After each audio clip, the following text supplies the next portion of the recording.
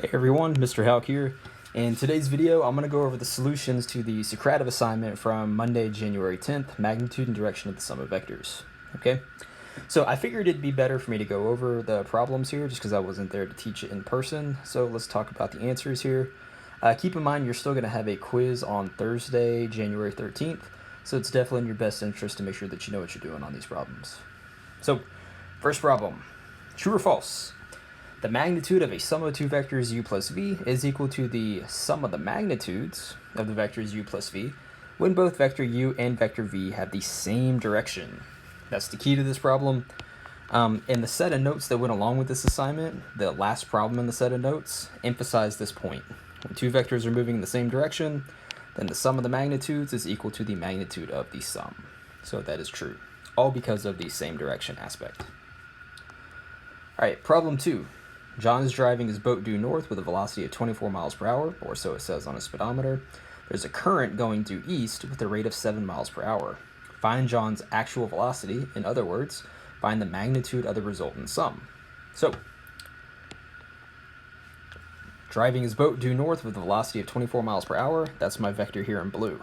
Due north, that's a positive vertical direction, so positive 24. Current is going due east. Well, moving east is a positive horizontal direction, so we have a positive 7 miles per hour for the direction for that vector. Find John's actual velocity, aka the magnitude of the resultant sum. So we want the magnitude of the result vector. Well, this vector in blue, notice it has a 24 for the vertical component, but it's not moving left or right at all, it's only moving vertically.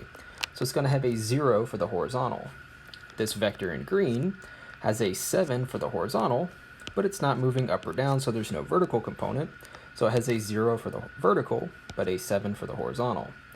Well, if I add these two vectors together, I get the resultant vector. So if I added these two together, 0 plus 7, add the horizontals, I get 7.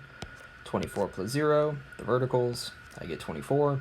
This is my vector component form for the resultant vector r. Now we want the magnitude, so we take the square root of the components squared and added together. We get 225. Square root of 225 is 25. In the Socrative, it says type a number, don't include any units, so you would just type 25, but we understand because it's a word problem, it's really 25 miles per hour. All right. Number 3, a wind has blown Kelly's sailboat off course. She had hoped to sail due north at a rate of 9 miles per hour. A westerly wind blew her off course, however, with a resultant velocity of 15 miles per hour. What was the wind speed? So originally, she hoped to go due north 9 miles per hour. North is a positive direction, so positive 9. As a vector, this is a positive 9 vertically, but since there's no horizontal component to this vector, it's a 0 for the horizontal component. Then a westerly wind blows her off course. We'll call this x. So it takes some x direction, and again, this is because it's a westerly wind, there's no vertical component, there's no up or down to it, so we have a 0 for the vertical component. If we added this together, 0 plus however many miles per hour west it's blowing gives us x for the horizontal. 9 plus 0, adding the verticals together, we get 9. So the resultant vector here, which we know the magnitude of is 15, has component form x 9. Well, if we go and find its magnitude and set it equal to 15, so this would be, just think Pythagorean's theorem here. This is a right triangle. X squared plus 9 squared equals 15 squared. That's what I have right here. Subtract the 9 squared over, take the square root, you get 144. That tells you that x would be 12 when you take the square root.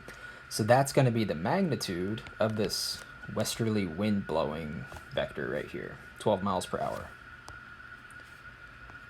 All right, number 4, and I think this one was just like, I think it was number 2 in the notes. But an airplane is traveling 125 degrees at 350 kilometers per hour. Suddenly, the airplane is hit with a strong crosswind blowing 30 kilometers per hour from 200 degrees. Calculate the resulting magnitude and direction of the airplane with the wind. So, let's look at the airplane first. Let's draw a diagram. Airplane is traveling 125 degrees at 350 kilometers per hour. 125 degrees, well, this is 0, 90, 180, so 125 degrees would put us between 90 and 180, something like that. And the magnitude is 350 kilometers per hour. Then our other vector, which is represented as the crosswind, is at an angle of 200 degrees. Well, again, 0, 90, 180, 270. So 200 would be somewhere in here. That's why I have this angle for 200 degrees. And the magnitude of that crosswind vector is 30 kilometers per hour.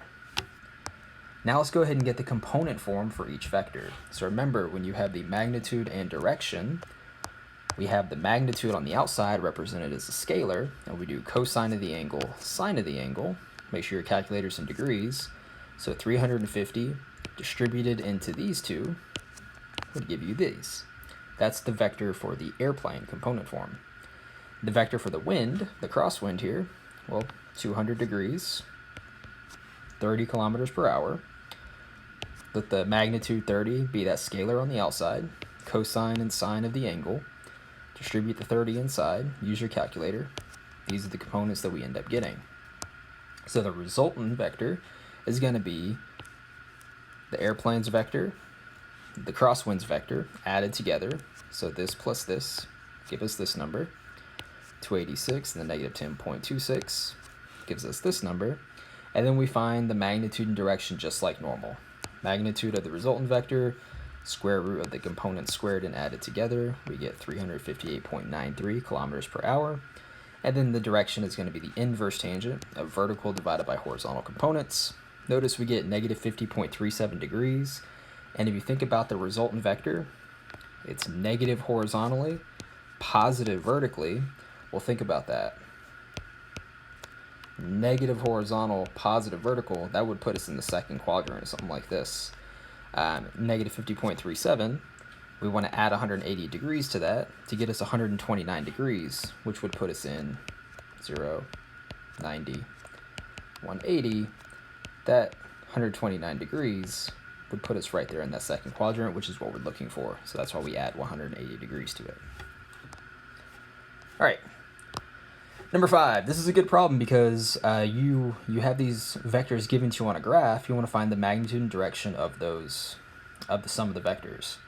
Now, instead of doing a head-to-tail method, notice what I did in this problem is I just went ahead and wrote the vector in component form. The original vector here was this vector I have highlighted in red. Well, notice vertically it goes down 2, then it goes right 5. So right is the horizontal component, positive 5. It going down 2 is the vertical component, negative 2. Then for this vector, we're going horizontal, right 1, so positive 1 for the horizontal component. Vertically up 4, so positive 4 for the vertical component. And now we have both of the vectors in component form, and we can very easily add them together to get the vector with 6, 2. And then from there, we're going to go ahead and just calculate its magnitude and direction. Square root of 6 squared plus 2 squared, inverse tangent of vertical divided by horizontal. And notice that the direction angle that we get, 18.43 degrees, makes perfect sense because we have a positive horizontal component, positive vertical component. If I started it at the origin, that would put me in the first quadrant, which is where this angle is. So that direction angle makes sense. Right. And then last problem from the Socrative, a ball rolls down a hill with a speed of 16 miles per hour in a direction of 320 degrees. What is the horizontal component of the ball's velocity? Well, 320 degrees, that would put us all the way here in the fourth quadrant. Magnitude of 16 miles per hour. And again, we know that if we're given the magnitude and direction of a vector, let the magnitude be on the outside as a scalar, cosine of the angle, sine of the angle, distribute into the vector, we get 12.26, negative 10.28, and remember that the first component is the horizontal component, and that's all we're being asked for.